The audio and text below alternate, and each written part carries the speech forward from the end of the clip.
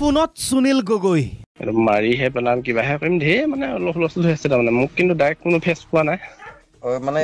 বাকি কন্টাক্টৰখিনি আপোনাৰ ওপৰত ফায়াৰ হৈ আছে ভাবুকি পোৱা সুনীলৰ ফোনতে শংকা আপুনি ক'ত আছিলে মানুহটো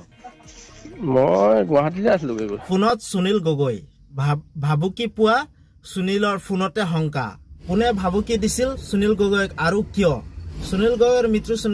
মৃত্যু হোৱা নাই এতিয়া তেওঁ পলাতক অৱস্থাত আৰু সুনীল গগৈৰ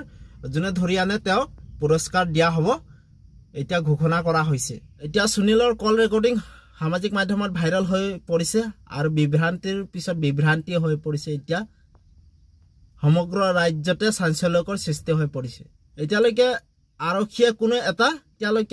কোনো এটা সফলতা লাভ কৰা নাই কিন্তু সমগ্ৰ ৰাজ্যতে এতিয়া ফোন ৰেকৰ্ডিংটো ভাইৰেল হৈ পৰিছে কোনো তেওঁৰ সতীৰ্থৰে কথা পাতিছে তেওঁ সুনীলে গগৈয়ে তেওঁ ফোনতে কোনোবা হত্যাৰ ভাবুকি দিয়াৰ কথা কৈছে সুনীল গগৈ আৰু আপোনালোকে কল ৰেকৰ্ডিংটো শুনক এই কথোপকথনৰ পৰা এটা কথা স্পষ্ট হৈ পৰিছে যে সুনীল গগৈক যে কোনোবাই যে ভাবুকি দিয়া কথাটো এইটো সঁচা এই ঘুষখোৰ জয়ন্ত গোস্বামীক ধৰা পেলাই দিয়াৰ বাবে এয়াও সঁচা তো কেশু কাণ্ডতে হাপলোৱাৰ কথাটো যে সুনীলে কৈছে কাৰ কথা কৈছে কেশু জয়ন্ত গোস্বামী হাপ কোন হয় এতিয়া এনেকুৱা হৈছে কেশু কাণ্ডতে হাপলোৱাৰ নিচিনা হ'ল কথাটো কিন্তু এতিয়ালৈকে জয়ন্ত গোস্বামীক